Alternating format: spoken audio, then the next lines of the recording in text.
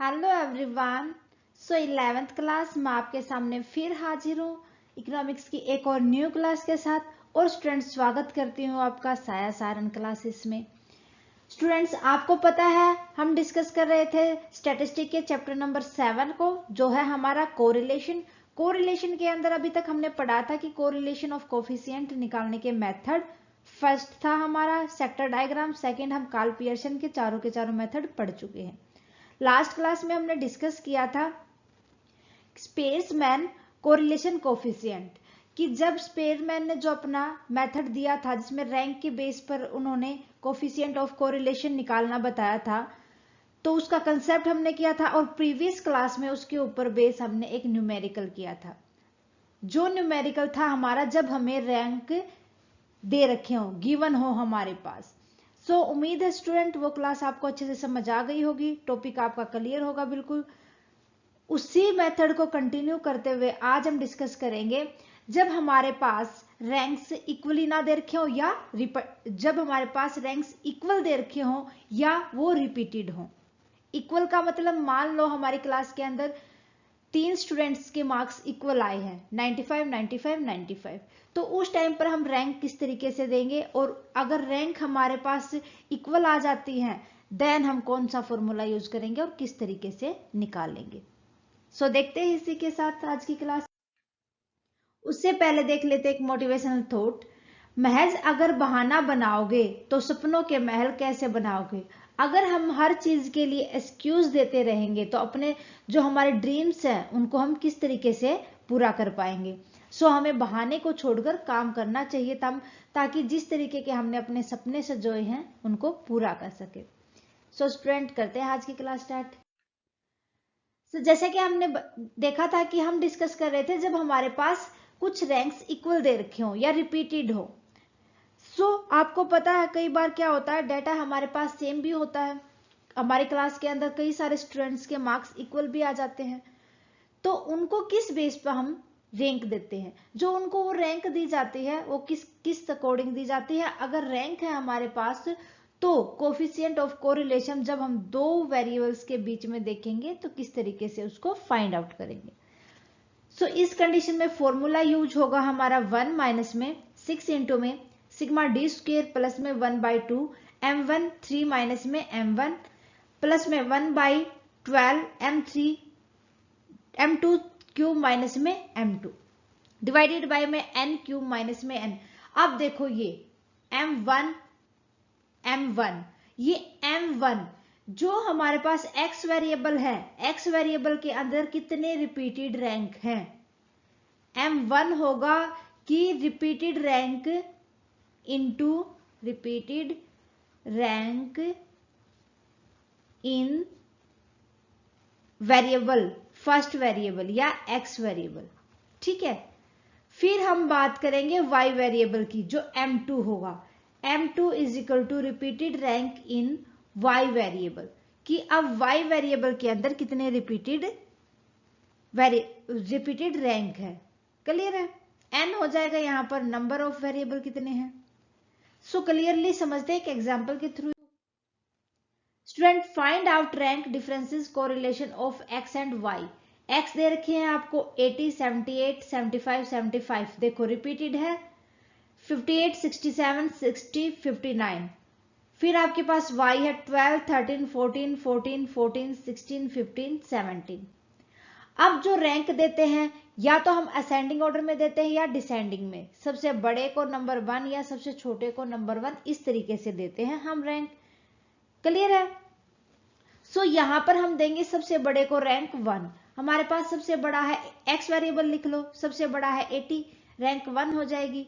फिर उसके बाद 78 है, रैंक 2 हो जाएगी। 78 के बाद आते हैं 75 75, 2 बार आ गए तो हम इनको क्या 3 और 4 रैंक देंगे, सेम ही तो है 75 75 ना। ऐसा ना करके हम क्या करेंगे 3 प्लस में 4 बाय में 2, 7/2 मीन्स क्या हो जाएगा 3.5 3.5 दोनों को देंगे।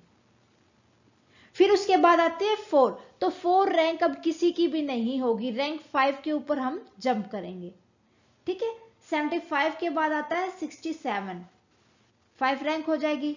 67 के बाद नीचे आता है 60, 6 रैंक हो जाएगी, 59 7 रैंक हो जाएगी, और सबसे छोटा है यहाँ पर 58, तो उसकी 8 रैंक हो जाएगी। क्लियर है? तो इसी हिसाब से हम y को रैंक आउट कर लेंगे। सबसे बड़ा है यहाँ पर 17, 17 को 1 हो जाएगी, 16 को 2, 15 को 3, 14 को 5, अरे देखो 14 को फिर 4, 5 नहीं 4, इसको 4, इसको 5, इसको 6, क्या इस तरीके से देंगे? नहीं, इस तरीके से नहीं देंगे हम इनको पहले सम ऑफ करेंगे। 6 + 5 + 4 बाई 2, 6 और 5 हो जाएगा 11 और 5 4 15 बाई 2, 3 1 2 3 है ना, 3 से डिवाइड करेंगे, 3 5 जा, तो तीनों को रैंक देंगे अब हम 5। ठीक है, यहां पर 4 5 6 तीनों रैंक को खत्म करके सभी को हमें देनी है 5 रैंक। 5 के बाद 13 को देंगे 7, 12 को देंगे 8, ये हो गई हमारी रैंक। क्यों? देखो हमारे पास रिपीटेड आ गई ना, अब ये M1 हो जाएगा हमारे पास जो X के अंदर है, तो M1 हो जाएगा हमारे पास ये 2, M2 हो जाएगा हमारे पास 3। ठीक है, अब इसको हम बाद में फॉर्मूला, तब इसको फॉर्मूला में रखेंगे तब देख लेंगे। अब निकालेंगे हम D। D हमारा होता है R1 माइनस में R2, रैंक 1 में से रैंक 2 माइनस कर दो, 1 में से 8 गया माइनस का 7, 2 में से 7 गया माइनस का 5, 3 में से 5 गया माइनस का 1.5, 3.5 में से 5 गया माइनस का 1.5, 8 में से 5 गए प्लस के 3, 5 में से 2 3, 6 में से 3 3, 7 में से 1 गया 6, ये आ गए हमारे पास D। फिर हमें नीड है D स्क्वायर की। D स्क्वायर निकाल लो, 7 का स्क्वायर 49, 5 का 25, 1.5 का 2.25। मैंने बताया था अगर साइन माइनस का है और स्क्वायर निकालना है, उस कंडीशन में हम साइन को प्लस बना देंगे, क्यूब के अंदर साइन माइनस ही रहेगा। ठीक है, 3 का स्क्वायर हो जाएगा 9, 3 का फिर 9, 3 का फिर 9, 6 का 36। फिर हमें नीड होगी फॉर्मूले के अंदर sigma D square. Sigma D square इनका सम ऑफ निकाल लेंगे, सम ऑफ करेंगे तो ये आ जाएगा हमारे पास 141.50। क्लियर है? सारी चीज आ गई हमारे पास, n आ गया 8, सिग्मा D स्क्वायर आ गया 141.50। अब देखो हमें नीड होगी M1 और M2 की। यहां पर रिपीटेड है 75 कितने बार? 2 टाइम, तो हमारे पास M1 हो जाएगा 2, फिर 14 है सेकंड में 3 टाइम, अगर ये 3 टाइम है तो हमारे पास M2 हो जाएगा 3। क्लियर है?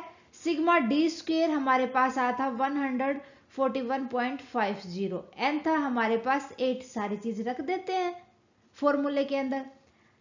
सो R के हो जाएगा हमारे पास 1 माइनस में 6 इंटू में सिग्मा D है हमारे पास 141.50 प्लस में 1/12 इंटू में M1 है हमारे पास 2 स्क्वायर क्यूब माइनस में 2 फिर प्लस में 1/2।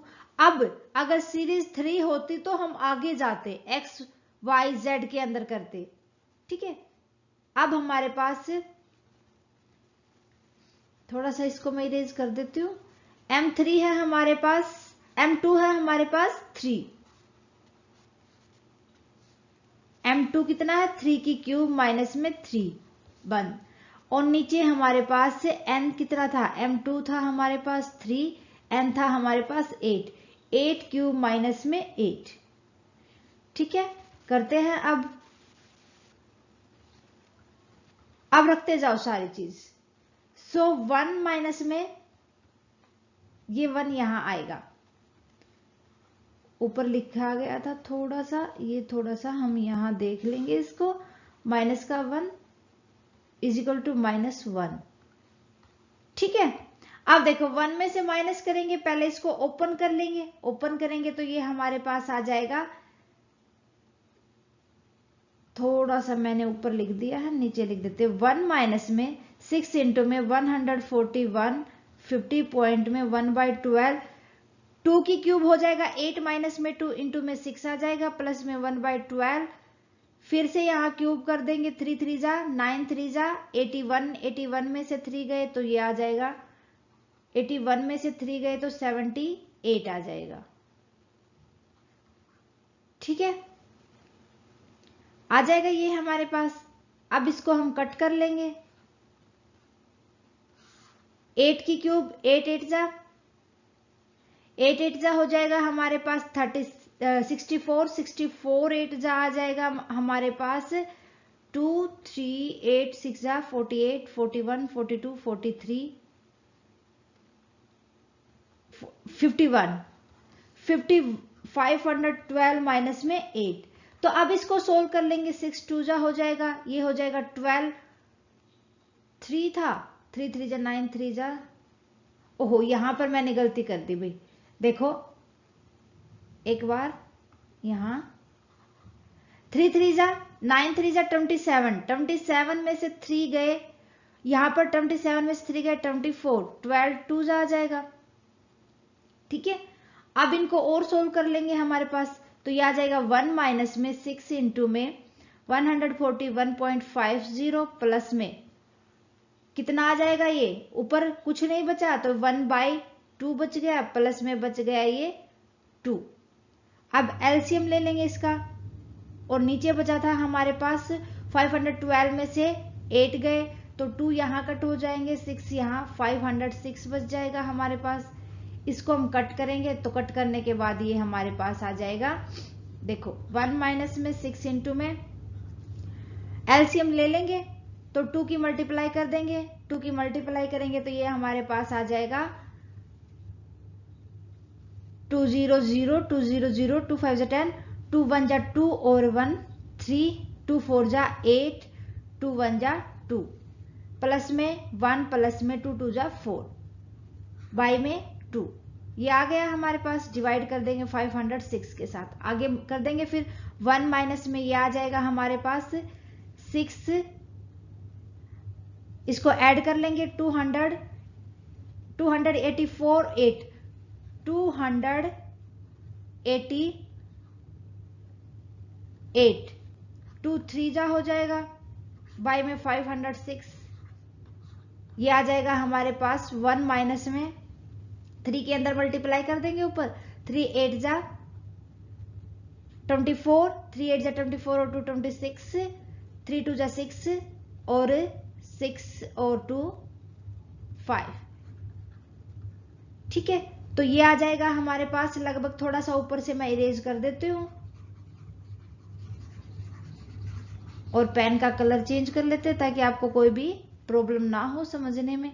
देखो रेड पेन यूज कर लेते हैं, तो ये आ जाएगा 1, एलसीएम ले लेंगे तो 506 आ जाएगा, तो 506 माइनस में 564, ये आ जाएगा हमारे पास माइनस का आ जाएगा लगभग, इसको अगर हम माइनस करेंगे आर के तो माइनस कर देंगे तो 6 जाएगा, क्योंकि माइनस का ज्यादा तो माइनस का आएगा ना, तो 564 में से 6 माइनस कर देंगे तो ये आ जाएगा हमारे पास 58 बाई में 506, इसको डिवाइड करेंगे तो ये आ जाएगा 0.714 लगभग, ये आ जाएगा हमारे पास। तो हमारे पास coefficient of correlation according to rank ये आ जाएगा जब हमारे पास रैंक्स रिपीटेड हो, इक्वल ना हो। क्लियर है?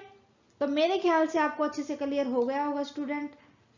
सो लगभग ये चैप्टर भी कंप्लीट है हमारा, फिर भी कोई भी टॉपिक अगर पॉइंट रहता है तो नेक्स्ट क्लास के अंदर और हम डिस्कस कर लेंगे। आज के लिए स्टूडेंट बस इतना ही। कहीं भी आपको कोई डाउट रहे तो प्लीज वीडियो को पॉज करके देख ले, फिर भी डाउट रहता है तो आप हमें कमेंट करके बताएं, जितना जल्दी पॉसिबल होगा हम आपके कमेंट को के ऊपर रिप्लाई देंगे। और स्टूडेंट कमेंट करके बताएं आपको क्लास कैसी लगी, अच्छी लगे तो प्लीज लाइक और अदर स्टूडेंट के साथ ज्यादा से ज्यादा शेयर करें। थैंक यू स्टूडेंट, मिलते हैं नेक्स्ट क्लास में।